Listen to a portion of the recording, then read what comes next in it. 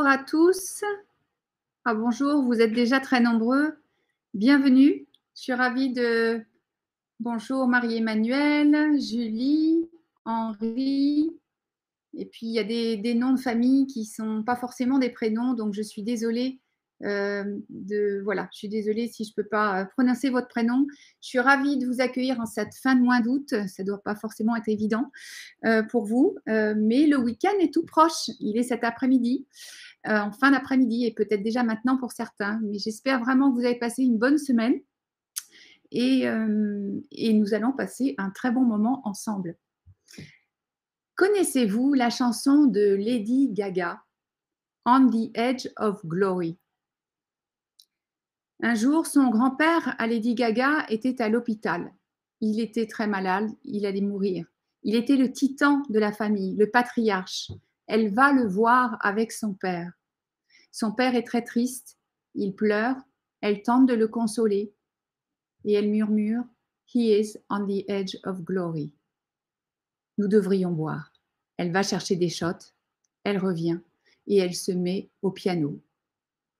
Et elle commence une chanson qu'elle va composer en 9 minutes, qui est cette chanson, On the Edge of Glory. Une chanson qui fera le tour du monde et qui sera sa plus populaire. Alors vous allez me dire, c'est quoi le message derrière?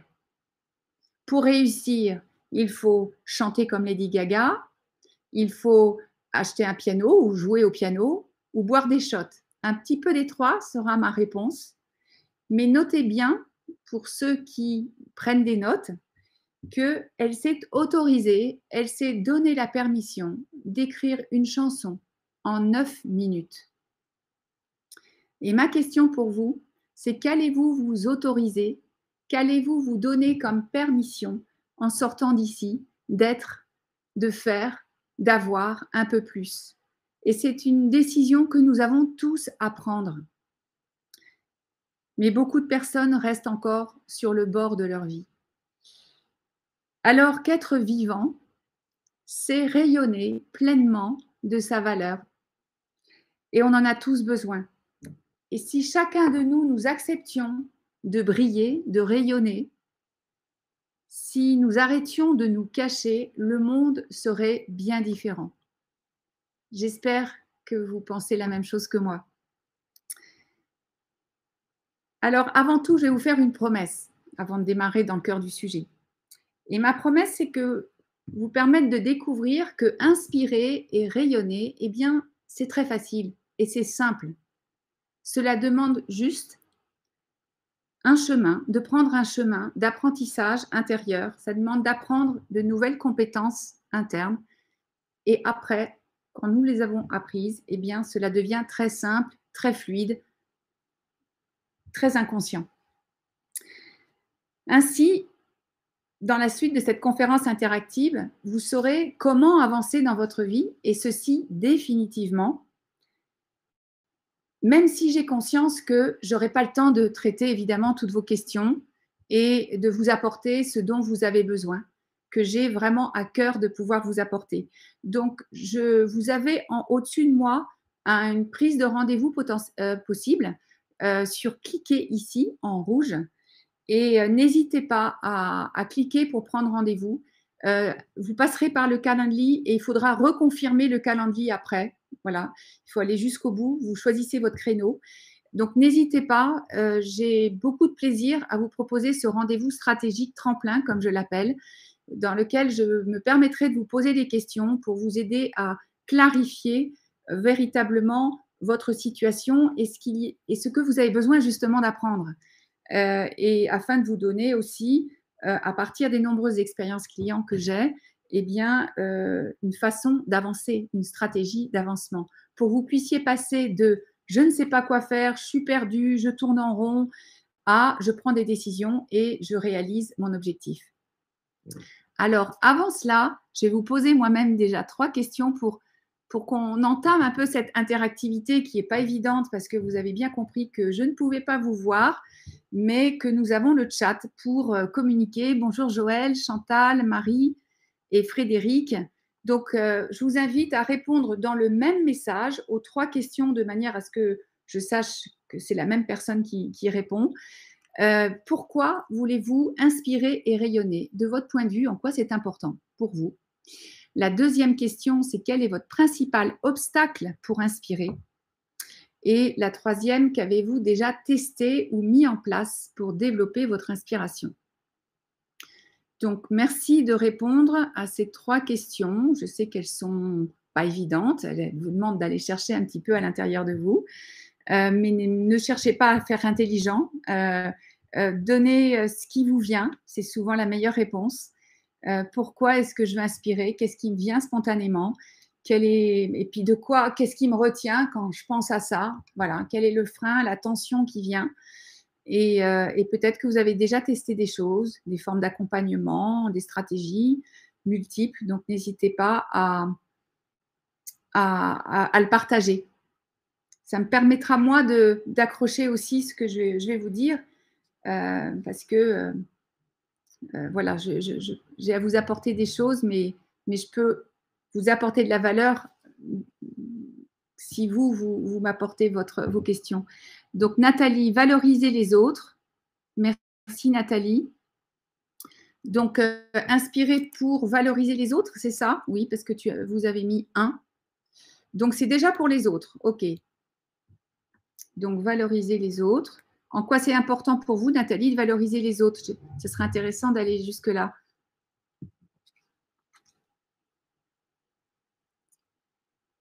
Alors, Henri, Frédéric, Yann, Oberlin, je ne sais pas votre prénom. Et Frédéric, partagez ce à que… Voilà, donc Frédéric, il y a une notion de transmission hein, qui est importante pour vous. Donc, inspirer pour transmettre, oui, c'est important. Partager ce à quoi je crois. Nathalie, valoriser les autres. 2, la timidité. Oui, parce que quand on parle d'inspirer et de briller, ben, tout de suite, waouh, ce sont les peurs, on va revenir dessus. Et lire des blogs HR, d'accord. Et lire, c'est vrai que lire n'a jamais… ça ne suffit pas. Ça éveille la conscience, cela enseigne, mais l'enseignement est qu'une première étape pour la transformation intérieure. Ça vous donne déjà des directions. Chamberlain, votre prénom, je ne sais pas. Marquez mon passage sur Terre, donc transmission, comme mes parents. Merci. La timidité, Frédéric, encore. Myriam Oberlin. Merci Myriam. J'ai tenté de me souvenir. Et Marie, pour impacter et faire avancer ce en quoi je crois. Oui, donc la notion de transmission est essentielle. Et manque de confiance, donc ça va avec la timidité. Julie, pour être fière de moi, oui, c'est important, parce que inspirer, c'est pas uniquement, il y a transmettre, mais c'est aussi pour se nourrir. On se nourrit lorsque nous inspirons, eh bien, cela nous fait du bien, cela nourrit notre sentiment d'avoir de la valeur et nous sommes fiers de cela. Ça fait partie d'un des besoins universels dont nous avons besoin. Le syndrome de l'imposteur, évidemment. Me rapprocher de personnes qui m'inspirent, oui, tout à fait, parce que nous modélisons, nous reviendrons là-dessus, modéliser, copier, imiter fait partie de cette dynamique d'apprentissage et c'est la première étape. Tout enfant commence par imiter avant d'apprendre. Donc, vous avez tout à fait raison. Merci pour cela. Répondre à votre question, valoriser autre, car je n'ai jamais été valorisée moi-même. Oui, il y a une notion thérapeutique là-dessus pour vous. Et c'est souvent, nous agissons souvent pour nous soigner. Et donc, évidemment, donc, pour vous, Nathalie, on pourra en reparler parce que c'est un sujet intéressant de voir voilà, comment travailler sur sa blessure pour pouvoir déployer sa capacité à inspirer. Je crois que vous entendrez des choses qui pourront vous parler tout à l'heure sur ce sujet-là. Merci pour vos réponses.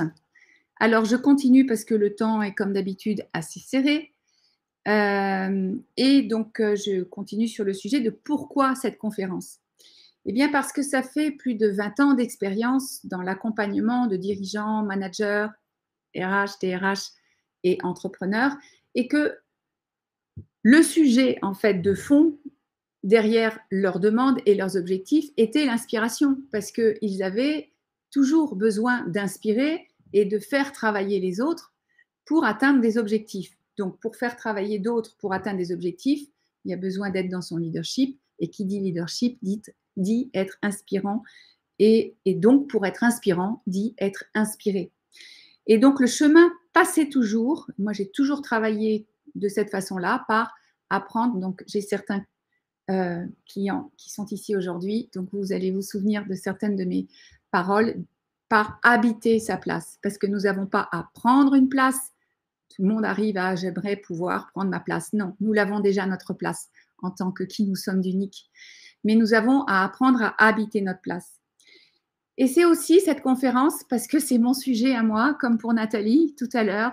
Et mon sujet, eh bien, moi aussi, j'ai une histoire où je n'ai pas du tout été valorisée ni reconnue. Et donc, j'ai été bourrée de doutes et de peurs. Et que ma plus grande peur, ça s'est pas traduit par des pleurs, mais était de briller et de rayonner. Et c'est celle que j'ai réalisée qui habitait chacun d'entre nous. Avant, j'avais énormément de doutes et de peurs. Et la manière dont je vois les choses aujourd'hui, c'était que j'étais en fait très égoïste. Et que c'était pas une affaire personnelle. J'en faisais une affaire personnelle. Mais c'était plutôt une histoire d'orgueil. Parce que derrière cette peur, eh ben, la seule chose dont j'avais vraiment peur, c'était d'être vue, c'était de me planter, c'était que les gens voient à quel point j'étais imparfaite, à quel point je ne faisais pas les choses toujours de façon juste, que je trébuchais, que les gens ne m'appréciaient pas forcément avec ce que je disais ou dans la manière dont je me comportais. Je faisais évidemment des erreurs. Et un jour, eh bien, et c'est là, Marie, ça va faire écho pour toi, mais tu vas avoir peut-être l'envers de l'histoire. En avril 2010, j'étais au pied du mur professionnellement. Je venais de divorcer, j'avais 5 enfants à charge, ils avaient décidé de venir tous habiter avec moi.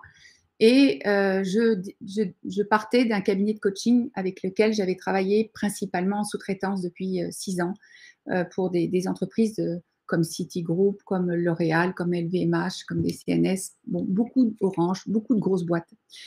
Et je me retrouve donc toute seule chez moi je devais partir en vacances et il y a un grand lockdown sur l'Europe. Je ne sais pas si vous vous en souvenez, plus aucun avion n'a le droit de circuler à cause d'un nuage qui venait du nord. Et donc, je me retrouve avec un agenda vide et plus de travail, plus de contrat. J'avais quand même ma société et il était vital pour moi de retrouver comment me redéployer. Et donc là, les circonstances me donnent ce coup de pouce et m'obligent et m'acculent quelque part à plonger à l'intérieur de moi. Et je me dis, bon, bah là, c'est le moment ou jamais. Qu'est-ce qu'il y a dans mes tripes? Qu'est-ce qui m'inspire? Qu'est-ce qui m'anime? Je me le disais plutôt comme ça à l'époque parce que j'étais pas sur l'inspiration. Et aussi, qu'est-ce que je sais faire? Donc, je fais la liste de ce que j'avais apprécié de faire pendant ces 15-20 dernières années, de ce que je savais faire. Et je trouve ma vision. Et ma vision est le résultat, ce sont des femmes ayant du pouvoir, étant dans leur plein potentiel et dans leur pleine capacité d'apporter des solutions humanisantes, éthiques et constructives pour la société. Donc moi, c'était clair, c'était mon fil rouge, c'était ce qui m'animait. Donc j'ai analysé la situation, j'ai construit une stratégie et j'ai repéré, je cherchais dans ma stratégie quelle était l'opportunité pour moi de me faire connaître, de faire connaître mon concept et de peut-être aussi de décrocher des contrats. Il y avait le Women's Forum en octobre et donc je me fixe cet objectif. On était début avril et je commence à construire le logo, parce que c'était toute la machine qu'il fallait que je construise, le logo, le programme, le concept, le contenu, le site aussi. Et pendant cette première semaine, j'ai un coup de fil d'une personne qui m'invite à animer un atelier pour des femmes dirigeantes au printemps à l'époque. C'était tout le début des réseaux pour les femmes dirigeantes. Et elle m'invite à animer un atelier dédié à ces femmes-là. Donc, je prends ça comme une confirmation. Et je prends mon coach commercial, parce que j'avais quand même pris un coach commercial, un homme senior, pour bien me rassurer. Et donc, je l'embarque là-dedans pour faire mixité, mais surtout pour me rassurer, parce que j'en menais quand même pas très large. J'arrive donc à donc cet atelier me booste et j'avais la chance encore à cette époque-là, pour ceux qui ont connu le Women's Forum dans les premières années, de pouvoir avoir accès à l'inbox sans engagement financier. Donc je décroche une quinzaine de rendez-vous avec des DRH de grosses boîtes grâce à voilà sur place et je fais mes rendez-vous. Lors d'un de ces rendez-vous, je rencontre la DRH de l'époque, une des DRH, parce qu'il y en a toujours plusieurs, de Schneider Electric. Et je commence ce rendez-vous avec elle. Au bout d'une demi-heure, elle reçoit un appel d'une personne qui s'excuse de ne pas être au rendez-vous. Et là, elle se rend compte qu'elle n'était pas avec la personne avec qui elle pensait. Mais comme nous avions commencé à sympathiser et qu'elle était intéressée par ce que je présentais depuis une demi-heure, elle me donne rendez-vous à Paris. Donc, premier coup de synchronicité, de soutien de la vie. Deuxième, d'ailleurs, deuxième soutien. J'arrive à ce rendez-vous avec mon acolyte parce que pour toujours me sentir un peu plus légitime. Et passe dans le couloir la nouvelle responsable de diversité et inclusion qui a du temps, ce qui est quand même pas évident dans une grosse entreprise, et qui m'invite à présenter le programme, enfin pas le programme, bon, si le programme un petit peu, et est intéressée et elle me propose de construire une offre. Nous descendons dans le garage et là, arrivé dans la voiture, cet homme que je nommerai pas me dit: «Tu n'y arriveras pas». Et là, je ne l'ai pas écouté. Il m'a dit: «Tu es seule, tu parles à peine l'anglais». Enfin, je comprenais bien l'anglais, mais je ne pouvais pas de là à prendre la parole en anglais. Il y avait quand même un écart et tu ne connais personne. Un programme international, 100 femmes par an, sur 3 continents, tu n'en es pas capable. Donc je ne l'écoute pas et je vais trouver un coach qui, lui, a un réseau international, a les mêmes valeurs que moi et nous commençons à rassembler l'équipe et à travailler d'arrache-pied pendant 8 mois pour présenter, pour avoir cette offre. Et résultat, donc, c'est 8 années d'intervention sur ces 3 continents pour des femmes de 35 cultures différentes en moyenne et 350 000 € de chiffre d'affaires pour moi chaque année pendant ces 8 années. Ma question maintenant que je vous ai raconté mon histoire, c'est qu'est-ce qui vous inspire? Est-ce que vous pouvez maintenant, dans le chat, me dire quels sont les éléments concrets qui vous ont inspiré à travers ce témoignage? Merci Marie. Alors allez-y, parce qu'on est quand même sur le sujet de l'inspiration, donc je vous fais un peu travailler là-dessus.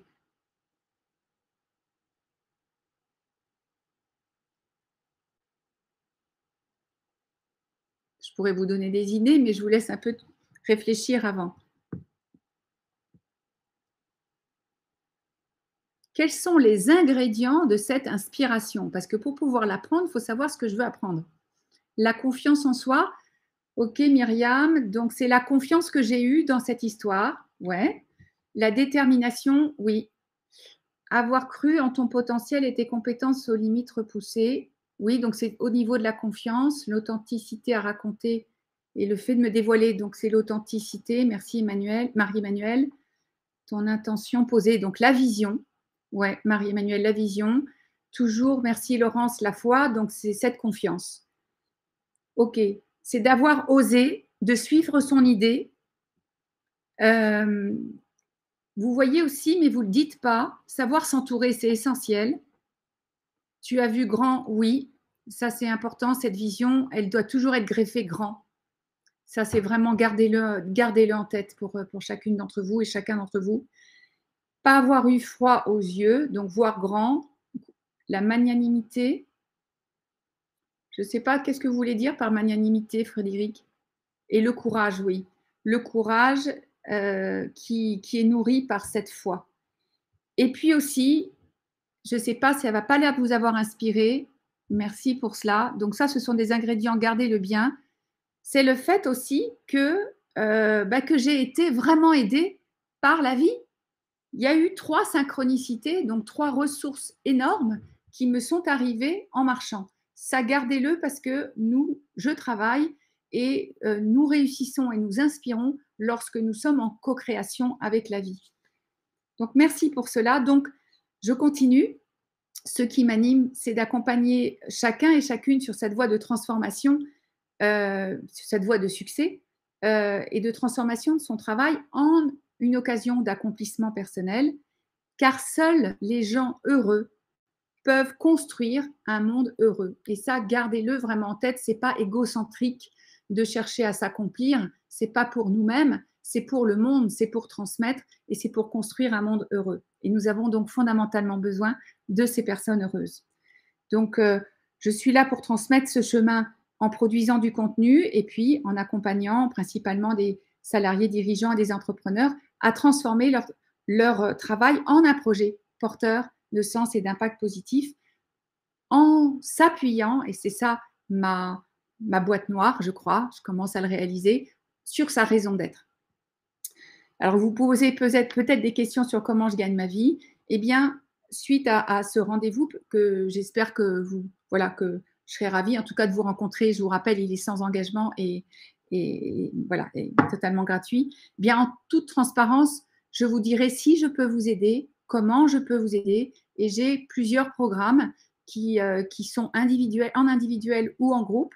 Certains au CPF aussi, qui vont de 390 € par mois, par mensualité, sur un programme de 7 mois, à 3 000 € si on le paye directement. Au CPF, c'est un peu plus cher.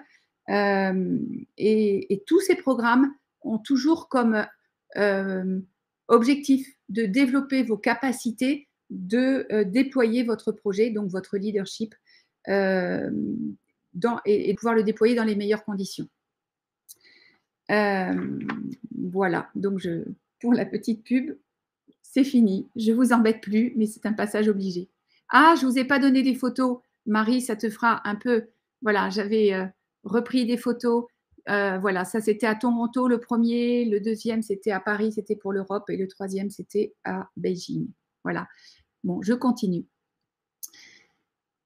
Les ingrédients de l'inspiration. Donc, vous avez commencé à mouliner sur ce qui,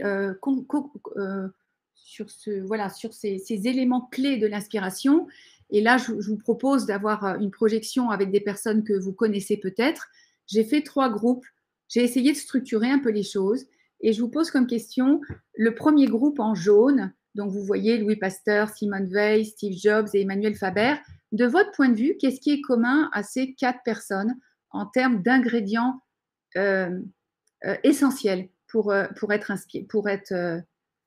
inspirer. Voilà, je vous laisse réfléchir.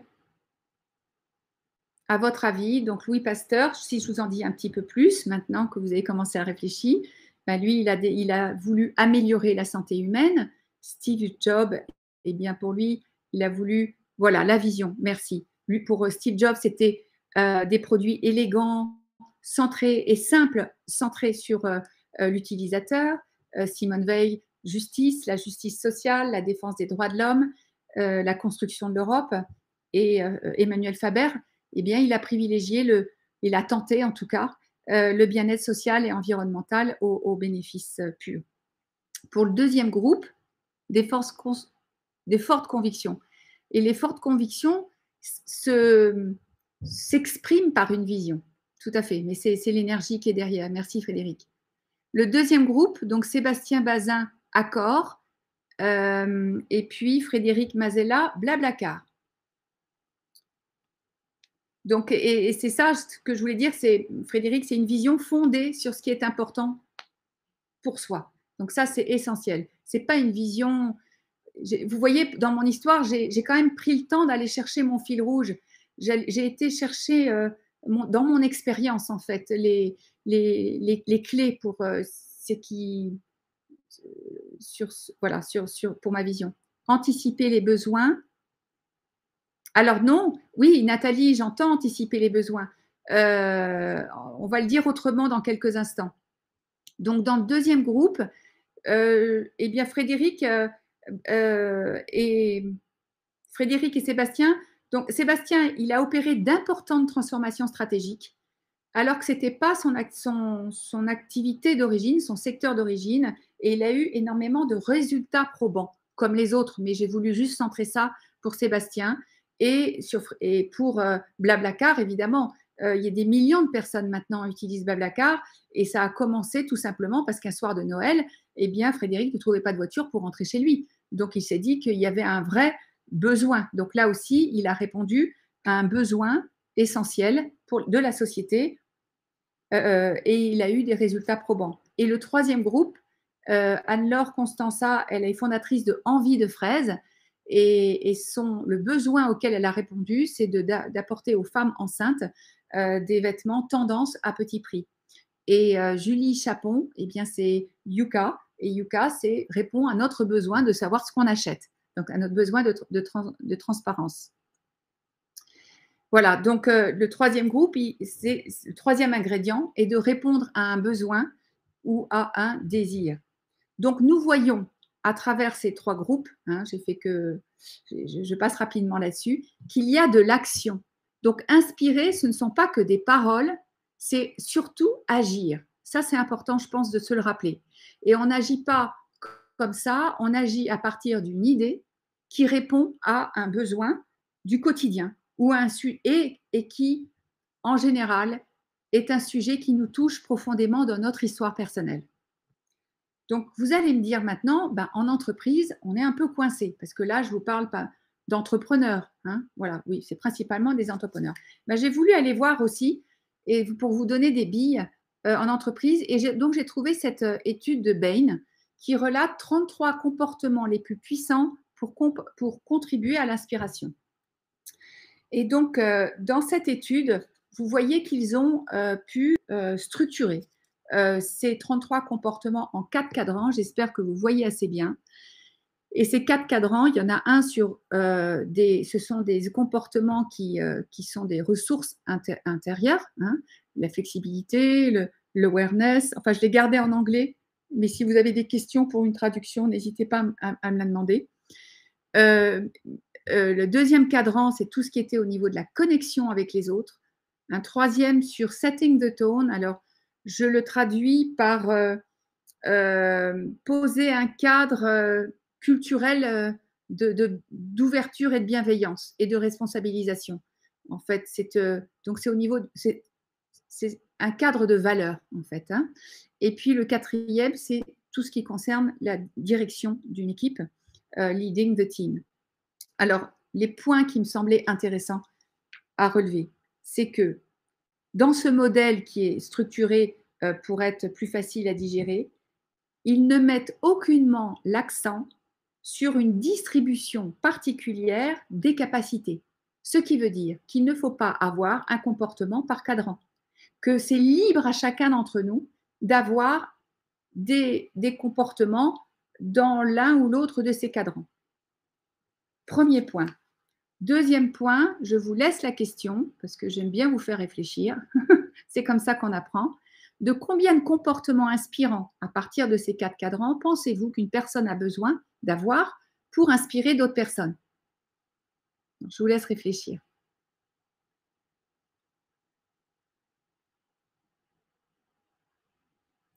À votre avis, là on a vu un cadran, alors je vous le remets le cadran, voilà. Il y en a 33. Combien il en faut pour que vous puissiez vous dire, là j'ai des chances d'être inspirant? Déjà un premier, un seul. Non, un seul, c'est un. Alors, ouais, pas. Non, ils ont étudié cela, hein, ils ont fait des recherches. Un seul, c'est pas assez.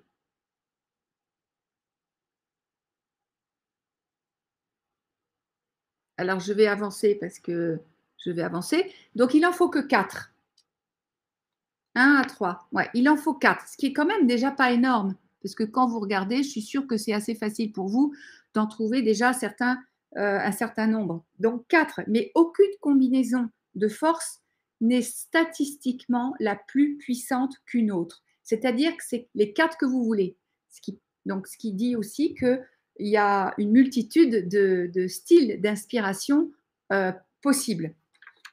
Et ils ont fait une dernière recherche à partir de ces 33 comportements et ils ont voulu savoir laquelle était la plus importante. Et c'est là où je vais te rejoindre, Marie-Emmanuelle. Il y en a quand même une qui est plus importante, mais celle qui est la plus importante, c'est pour aussi potentialiser les autres. Et c'est le centrage. Moi, c'est ça qui m'a intéressée. Ce centrage est la condition préalable. Alors, attendez, je l'ai là, la réponse. Le centrage est la plus importante et c'est une compétence obligatoire et elle prouve que, elle souligne que le pouvoir de l'authenticité, donc elle souligne le pouvoir de l'authenticité et donc l'importance d'être connecté à sa raison d'être. C'est là où moi, je retombe sur mes pieds parce que j'aime bien être logique quand même si tout ça est du bon sens.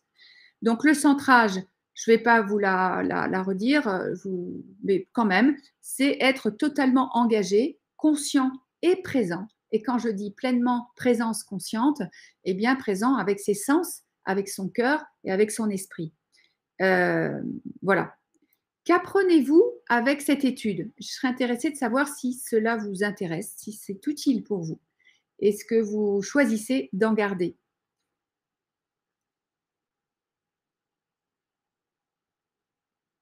Qu'est-ce que ça évoque pour vous? Qu'est-ce que cela vous apprend? Comment vous pou Oui, très utile, Frédéric. Est-ce que vous pouvez préciser?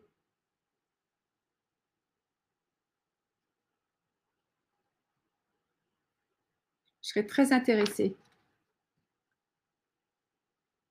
Ça démystifie en tout cas beaucoup. En quoi cela vous est utile, Frédéric?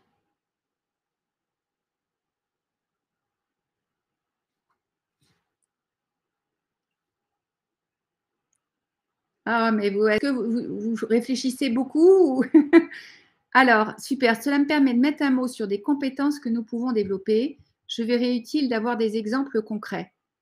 Oui, là, alors des exemples pour je pense pour expliquer, certains comportements, c'est ça, Julie?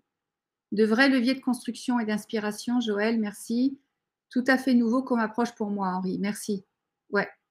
Oui, Julie, vous dites oui pour la réponse à Julie, c'est oui, je verrai des exemples concrets pour expliquer. Oui, donc ça, c'est tout le travail que je fais, parce que nous travaillons évidemment dans la méthode et les programmes que je propose, nous travaillons directement et indirectement sur chacune de ces compétences, de fait. Et c'est là où nous creusons, nous relions, et cela vous permet de relier au corps, parce que je travaille beaucoup aussi avec le corps, d'intégrer véritablement certains de ces comportements, les principaux pour vous, hein, parce que vous êtes unique, pour que vous puissiez vraiment marcher votre vérité, comme j'aime le dire, avec ces comportements. La force de l'authenticité, ouais, Marie. Je suis en ce moment en train de me demander quelle voie je vais prendre et je me suis dit qu'il fallait que je me centre. Ben voilà, derrière, il y a aussi l'alignement. Oui, et l'alignement, c'était une deuxième étape, Marie-Emmanuelle, hein. D'abord, le centrage sur sa raison d'être. Et c'est de ce centrage que, mais ça, je vais vous en parler plus. Merci Fabienne pour cette belle confirmation. Je dois vous quitter. Et au revoir Yann. Ben, n'hésitez pas à prendre rendez-vous si vous voulez continuer, si vous avez des questions particulières, Yann. Osez être soi. Oui, et ce courage dont vous parliez tout à l'heure, Frédéric, le oser être soi, cela s'apprend, c'est tout à fait possible. C'est la bonne nouvelle. Alors, je continue. Les 3 blocages, donc vous allez revenir et vous allez sûrement vous y retrouver. Donc, je donne un petit peu plus de contenu sur, de mon point de vue, rapidement, les 3 obstacles pour inspirer. Donc, et qui se résument en être en dehors de soi. Parce que vous avez compris, comme l'enjeu, il est de se centrer et de rentrer à l'intérieur, eh bien, ce qui ne nous permet pas de rentrer à l'intérieur de nous, c'est ce qui nous maintient à l'extérieur. Donc, le manque de centrage et d'authenticité. Et je pense à Tatiana, qui est venue il y a quelques semaines me voir et elle arrive avec une vision, elle arrive avec un projet, elle arrive même avec des slides c'est une entrepreneuse qui était salariée mais qui veut passer à l'entrepreneuriat et elle arrive avec son concept, ses slides. Et alors je dis, bah voilà, elle vient pour trouver du sens, elle vient pour que je l'aide, parce qu'en fait, même si elle avait sa vision, donc ça c'est intéressant, eh bien elle doute d'elle-même depuis 6 mois, elle s'auto-sabote, elle s'éparpille, elle refait les slides 10 fois, elle se sent complètement bloquée. Et donc elle s'est rendue compte justement qu'il lui manquait le lien entre son projet et sa vérité profonde. Elle a réalisé dans le premier entretien parce que c'est ces mots que je vous dis là, qu'elle avait besoin de s'assumer pleinement, d'assumer pleinement qui elle était. Voilà. Donc, ça, c'est une illustration qui est intéressante aussi parce que la vision ne suffit pas. Le deuxième bloqueur de mon point de vue et que je retrouve mais très, très régulièrement, c'est la recherche de reconnaissance et de validation à l'extérieur. Donc ça, c'est l'histoire enfin, je prends le cas d'Isabelle qui est engagée pour transformer, faire la transition d'une entreprise de 3000 personnes sur tout ce qui est RSE, évidemment. Et elle arrive et elle me dit: «Peux-tu m'aider à développer mon influence?» Elle a 100 jours et elle a 100 jours, elle n'a pas d'équipe, elle n'a pas de ressources. C'est son premier rôle, elle sort d'un MBA sur ce sujet-là, mais elle vient de la com. Et son rôle n'est pas véritablement défini, évidemment. Je pense que vous vous reconnaissez si vous avez vécu cela. Le rôle est rarement défini au départ. Elle n'a pas d'objectif. Elle s'agite comme une dingue. Elle dort plus. Elle somatise à fond et elle s'agite parce qu'elle essaye de pallier aux déficiences de la situation et de l'organisation. Et elle est principalement obnubilée par être validée. Alors que vous avez bien compris que le sujet, il n'est pas là. Et donc, elle va comprendre, et c'est le travail que j'ai fait avec elle, et bien qu'elle avait besoin principalement de se libérer de ce besoin de plaire et d'être reconnue. C'était un vrai sujet pour elle, pour pouvoir justement avoir une vision et développer aussi en parallèle ses capacités à s'affirmer et à définir son rôle et à bouger. Et elle m'a envoyé un SMS tout à l'heure par LinkedIn où, voilà, un an après, elle me dit qu'elle monte une équipe et qu'elle est en charge d'un nouveau projet stratégique. Enfin, elle était au bord de partir et là, elle rayonne. Donc, c'est tout le. Voilà, je suis très heureuse pour elle. Donc, ça, c'est le deuxième frein. Et le troisième, évidemment, c'est le premier pour tout le monde, mais je voulais quand même le mettre en exergue, c'est la peur de sortir de sa zone de confort. Et j'ai pris un exemple de Christophe qui est à contre-emploi. Christophe est responsable d'un projet en sécurité informatique, manager de 5 personnes. Il est tendu, il ne dort pas, en vigilance permanente, épuisé, mais redoublant d'efforts pour atteindre ses objectifs. Et donc là, je prends un exemple d'un certain type de confort douloureux qui fait que, eh bien, qu'il reste dans le confort d'avoir des consignes, ses objectifs, quitte à courir vers le burn-out. Il a, comme les autres personnes, et c'est là où je voulais en venir, eh bien, il est coupé de ses émotions, de ses besoins, et évidemment, derrière ça, de ses aspirations, de son leadership et de ses ressources intérieures. Alors que c'est là que se trouve l'information pour se rentrer chez soi, découvrir et habiter plus pleinement sa raison d'être et développer sa capacité d'inspirer, d'influencer et de construire son projet pour ceux qui sont en entreprise, au premier chef. Est-ce que ça résonne pour vous? Est-ce que c'est utile? Est-ce que vous avez des questions par rapport à ça?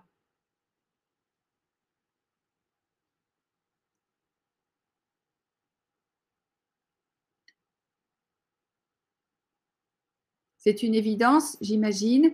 Il y a peut-être l'idée d'être en dehors de soi et puis de rentrer chez soi. Très clair, merci Marie. Est-ce qu'il y a des questions?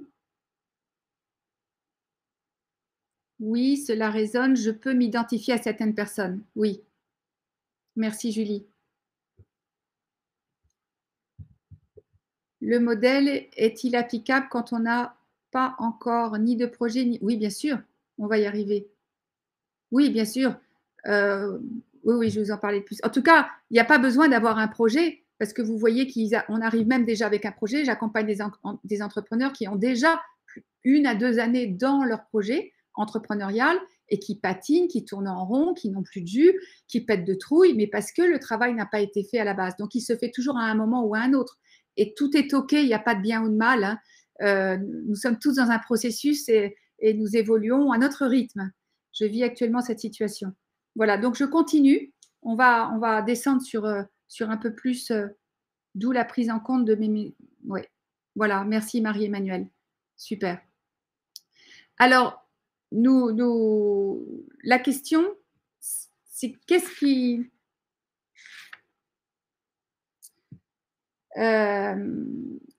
nous manque pour devenir inspirant?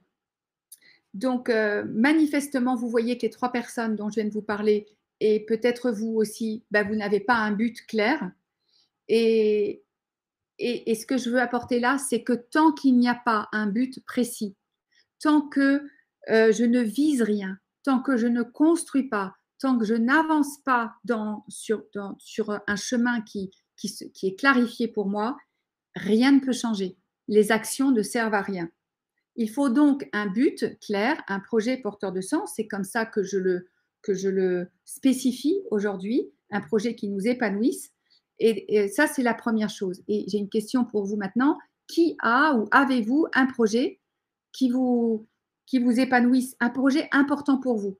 Alors, il est peut-être pas encore réalisé, mais vous avez peut-être déjà cette idée. Vous avez peut-être, déjà ce rêve qui vous tient aux tripes. Est-ce que certains l'ont?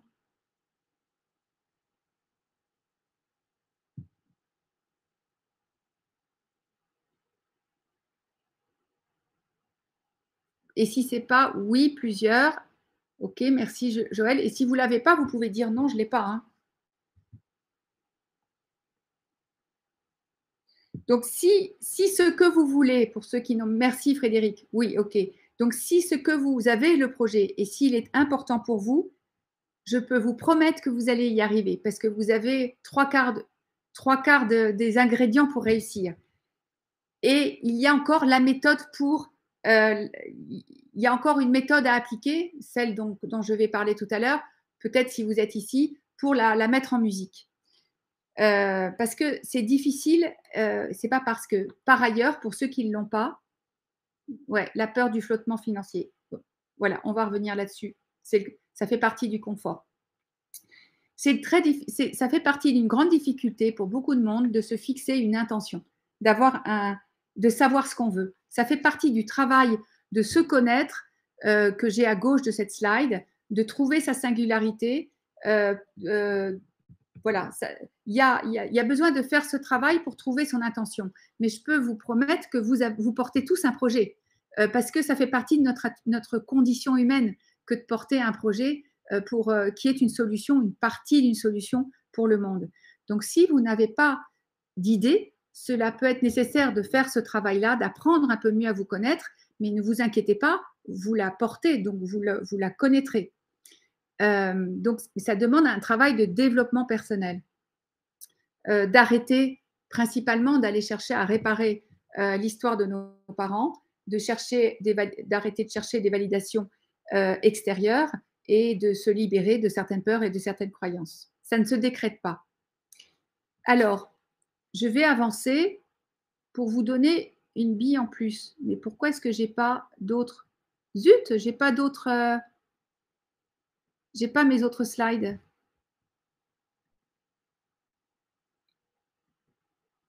Il m'a pas mis tous mes slides. Alors je demande. Excusez-moi. 2 minutes.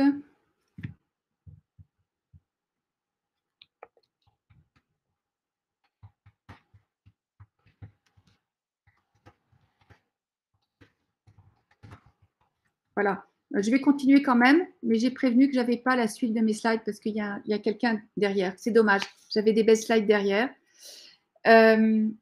Alors, comment avoir un but porteur de sens? Parce qu'il ne suffit pas de se dire, parce que je pense que vous avez déjà réfléchi et vous tournez en rond dans votre boîte, votre mental, voilà, comme un hamster dans sa roue. La réponse ne se trouve pas dans votre cerveau. La réponse se trouve, il y a nécessité de changer de niveau de conscience. Nous avons à nous désidentifier de notre mental qui n'a qu'un seul objectif, c'est justement de nous maintenir dans notre confort intérieur. Comme Marie-Emmanuelle, tu dois te battre avec ce besoin de sécurité financière, comme beaucoup de monde. Mais tant que je me bats et que j'essaye de rationaliser en essayant de faire tenir rationnellement toutes les contraintes que j'ai, enfin, ou tous les objectifs que j'ai, eh bien, je reste coincée. Je n'avance pas et c'est tout à fait normal. Donc, l'âme doit prendre le volant et le cerveau et le mental doivent passer au moteur. Pour Aristote, tous les êtres vivants ont une âme, c'est-à-dire nous avons un principe de vie qui nous permet de nous accomplir. Donc, nous pouvons nous appuyer là-dessus. Donc, il me répond non, bah non. Donc, je lui demandais, y a-t-il possibilité?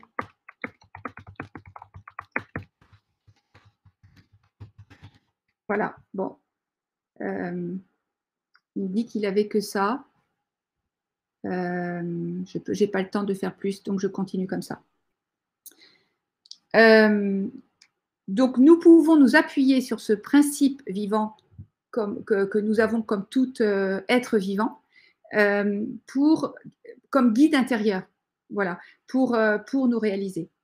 Avec cette intelligence-là, nous pouvons co-créer les solutions qui répondent à nos défis personnels et qui nous permettent de trouver le troisième point, qui nous permettent justement cette conjonction des contraires que nous avons à réaliser pour pouvoir être satisfaits, que notre nouvelle vie réponde à nos besoins tout en nous accomplissant. Si nous écoutons cette voix intérieure, eh bien, elle est essentielle. Elle est là, il est là notre guide. Et je sais qu'aujourd'hui, c'est devenu très. Enfin, cette question du sens est devenue cruciale parce qu'il y a un écart beaucoup plus grand et beaucoup plus douloureux entre ce que nous vivons et ce que nous souhaitons vivre. Ce que je veux simplement apporter là, c'est qu'il est essentiel d'écouter cette voix-là parce que si nous ne l'écoutons pas, cela dégénère en symptômes, en conflit intérieur évidemment au départ, et après en symptômes et après en maladie. Nous sommes convoqués dans notre époque d'aujourd'hui qui est très particulière à écouter notre voix intérieure. Mais la vie nous aide à le faire. Donc, nous devons rentrer dans un deal gagnant-gagnant avec nous-mêmes et avec la vie bienveillante pour pouvoir devenir inspirant et rayonner en ayant de l'impact à l'extérieur. Je vais vous raconter maintenant, donc je vais rentrer dans un cas plus concret en parlant de Mathilde qui, elle, donc, a rayonné à partir de sa raison d'être. Elle est directrice marketing commercial d'un grand groupe du CAC 40. Elle dirige une équipe de 15 personnes, elle est dans une BU de 4500 personnes, et elle est responsable de la mutation et de l'exécution de la stratégie au niveau opérationnel, entre autres. Évidemment, sa BU est réorganisée, comme beaucoup ou certains d'entre vous, je pense à vous, et donc elle a le sentiment très désagréable d'être écartelée, de subir la situation, car on ne lui a rien proposé dans cette nouvelle configuration. Comment vit-elle cette situation? Eh bien, elle est sous pression. Sa situation professionnelle, comment est-ce qu'elle la vivait déjà avant, hein? Pas juste à ce moment-là, mais avant. Elle était déjà sous pression. Elle avait déjà un burn-out à son actif. Elle était du genre à fuir les conflits, à disparaître dès qu'un hiérarchique haussait le ton. Elle se dévalorisait évidemment continuellement et elle se jugeait continuellement. Elle vivait quand même son travail déjà comme une douleur. Elle s'était d'ailleurs cassé la jambe. Mais elle avait d'excellents résultats et le meilleur bonus de sa BU. Donc, vous voyez, c'est intéressant s'il y a des DRH ici, eh bien, c'est pas évident de voir derrière ce qui se passe. Hein. Voilà. Parce qu'en vitrine, tout allait très bien. Mais à l'intérieur, c'était très décomposé. Donc, ce que nous avons mis en place, donc c'est une de mes méthodes qui commence par un questionnement de cette question que l'on va travailler ensemble pendant une journée après. Eh bien, nous avons longuement échangé à travers ces 7 questions qui lui ont permis d'avoir faire une analyse profonde sur sa vie et d'aller chercher à travers son rapport à ses premières relations dans sa famille, son rapport aussi à plus grand qu'elle, et d'aller chercher ce qui avait organisé ses comportements et surtout ses difficultés d'aujourd'hui. Et elle a pris conscience de la façon dont ses premières décisions, qui étaient des décisions de survie à l'époque, aujourd'hui l'a limité et impacté son positionnement, par exemple, de soumission vis-à-vis de sa hiérarchie, sa dévalorisation, qui entraînait son stress et son impossibilité à s'écouter, donc à être en connexion et à entendre son inspiration. Et donc, cela a donné lieu à 2 plans d'action. Un plan d'action personnel d'abord. Il y a déjà un travail de réalignement sur son chemin de vie à faire. Je crois que vous commencez à le comprendre, avant que de pouvoir travailler sur son projet porteur de sens. Les résultats, c'est qu'une semaine après ces 2 premiers jours, parce que c'est un accompagnement qui dure 30 heures et qui est sur 2 jours et un accompagnement tous les 15 jours, sa posture est déjà transformée parce qu'elle a un plan d'action très précis. Elle constate que la réorganisation de la BU impacte lourdement son budget de plusieurs millions d'euros. Eh bien, au lieu de ne rien dire et de disparaître, et c'est ce qui était son attitude auparavant, eh bien, elle va prendre l'initiative d'aller voir son N+1 et d'aller chercher les informations dont elle a besoin pour ajuster son action et ses objectifs. Donc, on voit déjà ce changement de posture beaucoup plus raffirmé et de façon plus globale, elle accepte la réalité de la réorganisation imposée. Elle se concentre sur ses objectifs. Elle a beaucoup plus conscience de sa valeur, ce qui lui permet d'oser se confronter plus directement pour protéger son intégrité et sa crédibilité. Et c'est là qu'elle se sent alignée. Elle a retrouvé son énergie vitale, parce que ça, c'est un élément très important à récupérer, et ce qui lui permet de récupérer son leadership, son plein potentiel de leadership. Elle expérimente en parallèle, et c'est très soutenant, et ça fait partie du package, une nouvelle confiance dans la vie et dans sa vie, et qui devient de fait plus légère, plus fluide. Ça, c'est important, cette fluidité. Et elle y réintroduit le plaisir, parce que je pense que vous avez compris qu'avec cette configuration, elle ne savait plus du tout ce que c'était que le plaisir. Et elle a l'opportunité, lors du tripartite de fin de cet accompagnement, et bien, comme je l'ai expérimenté plusieurs fois, elle arrive avec son projet que nous avions travaillé, parce qu'après, on travaille le projet à partir de ses réalisations. Et son projet se formulait de la façon suivante: réhumaniser, ah oui, là je suis à 2h moins 10, réhumaniser la relation client, et particulièrement à destination des personnes en fragilité, par des relations simples et faciles avec l'entreprise. Le projet arrive sur un plateau, elle rentre dans ce rôle-là et elle peut le réaliser avec succès. Voilà. Donc, ce que je voulais, je suis désolée qu'il n'y ait pas de mes belles slides qui étaient intéressantes, et je vois qu'il est 2h10. Je vais aller vite. En tout cas, je préviens moi que c'était 1 heure, mais je sais que voilà. 3 étapes pour passer à l'action. Si vous avez des questions sur ce que je viens de dire, n'hésitez pas, hein, le chat est toujours ouvert. On va avoir un petit temps de questions-réponses à la fin. Donc, n'hésitez pas à poser vos questions dès qu'elles vous passent dans l'esprit. 3 étapes pour passer à l'action que je me permets de souligner, qui peuvent vous aider maintenant. Elle a fait des actions inspirantes, même imparfaites. Donc, elle s'est donné la permission d'être un débutant. Elle a oublié d'être parfaite. Ça l'a énormément aidé pour pouvoir passer à l'action. Deuxième étape et deuxième comportement qui a besoin d'apprendre pour passer à l'action, c'est que nous avons à construire des compétences en vivant des expériences. C'est important. Je ne construis pas des compétences dans ma tête ou en lisant des livres ou en allant voir des conférences. Je ne peux les construire quand… Ça a l'air évident, mais franchement, voilà, c'est pas tellement reconnu. Il n'y a pas 1000 façons de modéliser l'excellence. Il faut imiter, comme Nathalie l'a dit au début, imiter et provoquer des expériences qui vont nous amener au bord du précipice de la peur et en retirer une leçon qui va nous permettre d'avancer et de tester autre chose. C'est la seule solution. La troisième étape que j'aimerais vous partager, c'est de décider d'avoir confiance. Voilà, vous êtes beaucoup, et nous sommes tous, et moi je suis dans le même paquet, hein, parce que je suis toujours avec ces guidelines chez moi. Votre cerveau, il ne sait pas que vous n'avez jamais fait cette expérience. Donc, c'est à vous de provoquer l'expérience et de prouver à votre cerveau que vous en êtes capable. Il n'y a pas d'autre issue que de se lancer. Voilà, donc ça, c'est une recette, voilà, c'est une recette importante que je vous propose d'entraîner en sécurité avant de pouvoir le déployer sur voilà, sur de plus grandes perspectives. Nous avons en fait en un mot à apprendre à vivre, devenir confortable dans l'inconfort, hein, sur ce sujet. Comment je peux apprendre à devenir confortable avec l'inconfortable? Vous allez échouer, ça sera normal, mais grâce à la rétroaction, vous allez apprendre. Est-ce que cela résonne pour vous? J'arrive à la fin et j'avais une belle slide pour vous parler de ma méthode, mais je ne l'ai pas. Donc, je vous en parlerai, je vous la montrerai en rendez-vous pour ceux qui le souhaitent, parce que là, je n'ai pas les moyens de le faire de façon intéressante. Donc, j'ouvre le débat. Si certains peuvent encore rester 5-10 minutes, est-ce que vous avez des questions?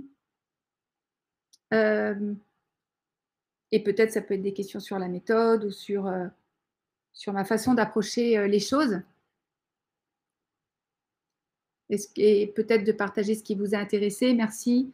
Je dois partir. Donc, Frédéric, rendez-vous pris. Donc, nous en parlerons. Merci, Frédéric. Oui, je l'ai dit tout à l'heure, Julie, il y a ce programme que a suivi Mathilde et au CPF. Tout à fait. C'est le seul, hein, parce que je rentre sous les clous de bilan de compétences. Évidemment, ce n'est pas du tout un bilan de compétences, mais j'arrive encore à louvoyer. Pas encore forcément très longtemps, donc, parce qu'ils évoluent vite avec leur façon de faire les choses, on va dire. Donc oui, est-ce que vous avez d'autres questions?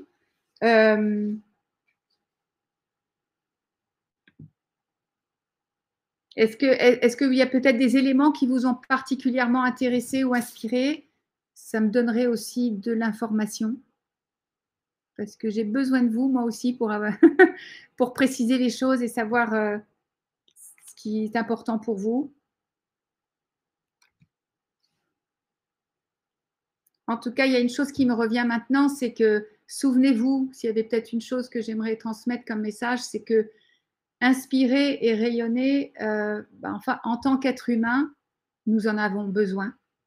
Cela fait partie de notre épanouissement et le monde en a besoin. En fait, c'est gagnant-gagnant. Voilà. Donc, vous avez raison de désirer inspirer et de pas simplement que vous soyez salarié ou entrepreneur.